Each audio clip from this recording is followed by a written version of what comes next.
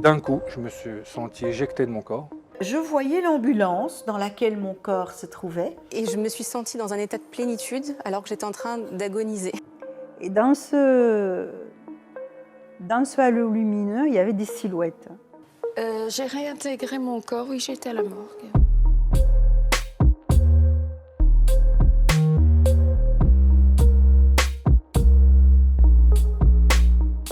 Classiquement, c'est des personnes qui ont eu un coma ou une perte de connaissance, mais même parfois c'est en dehors de situations de danger de vie, qui après vont nous raconter d'avoir vécu quelque chose de très positif, d'incroyablement intense comme émotion. Parfois ils vont se voir, leur propre corps vu de l'extérieur, cette notion de lumière interprétée ici comme un tunnel.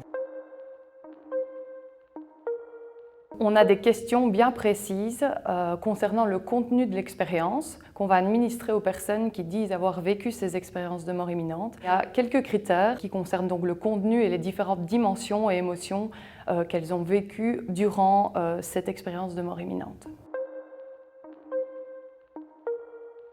On considère qu'une expérience de mort imminente est réelle dans le sens où la personne va réellement avoir vécu cette expérience et ne va pas l'avoir inventée, fabulée. Néanmoins, quand on parle de réalité tangible, là c'est plus compliqué parce que la personne ne va pas avoir vécu ces expériences subjectives dans la réalité tangible qu'on connaît de la vie de tous les jours. Quand on parle d'EMI, on parle finalement de notre conscience humaine et ça reste un des plus grands mystères pour la science. Est-ce qu'il peut y avoir une conscience, une pensée, des perceptions, indépendamment d'un cerveau?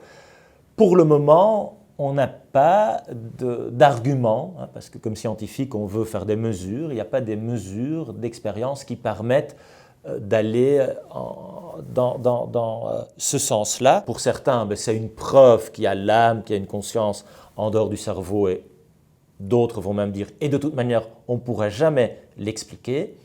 Ça me semble, ça ne m'excite pas beaucoup parce que je suis plus curieux de ça.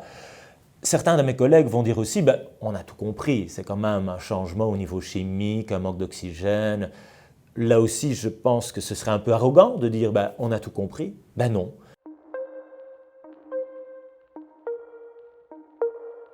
L'idée que le cerveau serait mort, serait sans activité aucune lors d'une expérience de mort imminente, pour moi n'est pas prouvée. Donc ça c'est important. On n'est pas là, on ne peut pas étudier leur cerveau, leur physiologie au moment où elles vivent ces expériences intenses. Néanmoins, grâce aux différentes études qui ont été réalisées dans différents laboratoires, on sait que certaines régions du cerveau sont liées au fait de vivre ces expériences-là, notamment la région temporopariétale qui, si on la stimule, va provoquer des expériences subjectives de sensation de quitter son corps. Ces expériences nous montrent qu'il faut moins d'activité neuronale qu'on pensait pour qu'il y ait une pensée, une perception.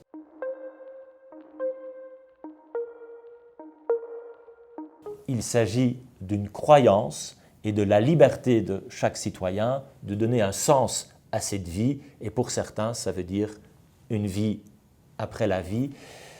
Mais moi là je dois parler comme scientifique et donc non, EMI n'est pas preuve de vie après la mort. Cette question de vie après la mort reste une question qui n'a pas encore de réponse à l'heure actuelle.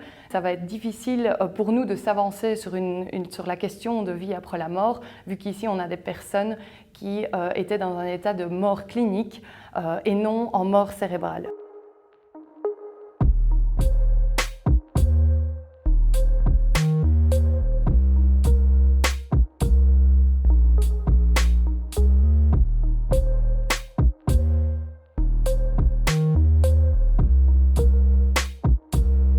Le terme mort clinique, c'est quelqu'un qui a fait un arrêt cardiaque et où on sait très bien maintenant qu'une partie de ces personnes, on peut les réanimer. Ça peut mener à confusion avec des témoignages de personnes qui disent « j'étais mort, ceci, cela ». Les critères de mort, que ce soit au niveau corps-poumon ou au niveau cerveau, c'est ce qu'on appelle la mort cérébrale, mais depuis les années 50, jamais un seul patient est revenu pour dire « j'ai vécu ceci ou cela ».